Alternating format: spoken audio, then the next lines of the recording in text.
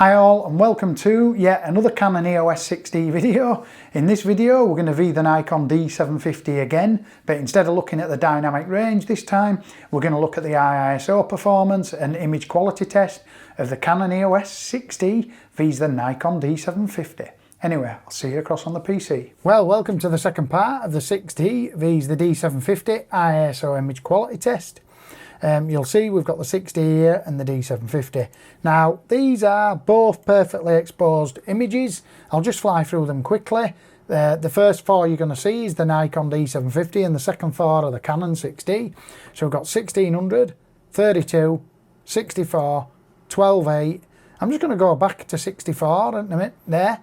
If you remember the previous video, well, I don't know if it's going to be the previous or it's going to go up after this, but it's basically the 6D vs D750 dynamic range test. You'll see that I underexposed the shots 3 full stops and I brought them back up at high ISOs like 1600, 32, 64, and you'll see that 6400 looked terrible being brought up 3 full stops, but you'll see if you get the exposure right out of the camera, it looks absolutely spot on.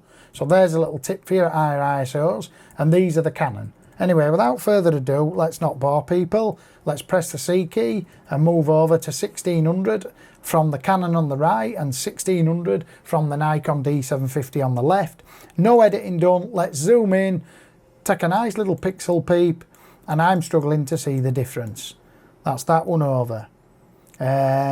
Let me put 3200 on the right and 1600 on the left, 3200 on the left. So remember, Nikon on the left and Canon on the right. Let's zoom in again. I'll just go down here in these corners here, and I'm struggling to tell the difference. I mean, look, the Canon got a slightly darker exposure out of the camera, so I can't see if there's a bit more noise in these shadows. But if I'm looking at a place that's pretty much evenly illuminated, like this cushion to that cushion, I might even say the Canon looks a tad better. But anyway, we'll now just jump on to 6400 and we'll just go to 6400 here. We'll just press the compare key because it's always a good idea to do that. I hate Lightroom. It really bugs me sometimes.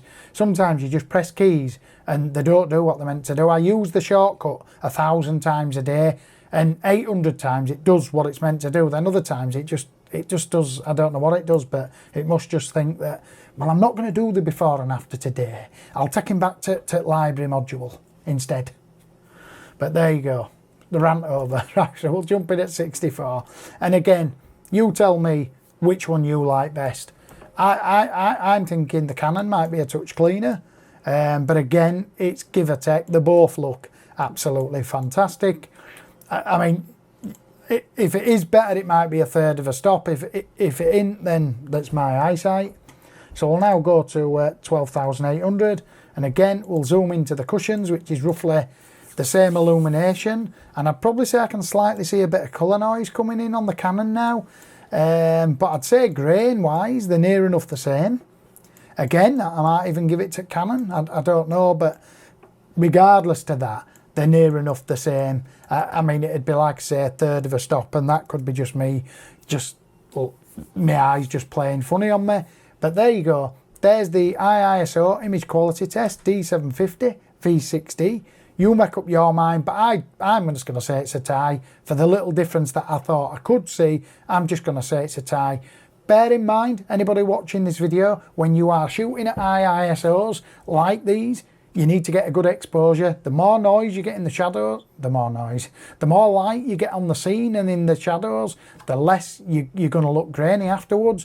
Do not underexpose, like on my dynamic range videos where I underexpose 3 full stops. Really, you want to be doing that at base ISOs to get the maximum dynamic range. When you bring it back, you'll find out that your Nikon is fantastic at recovering 4 full stops of shadows at base ISO. Even up to 400, 800, 1600 really, you'll get away with it. But like when you're shooting 32, 64, 12.8, 25,600, get the perfect exposure. Thanks for watching. Please comment and subscribe.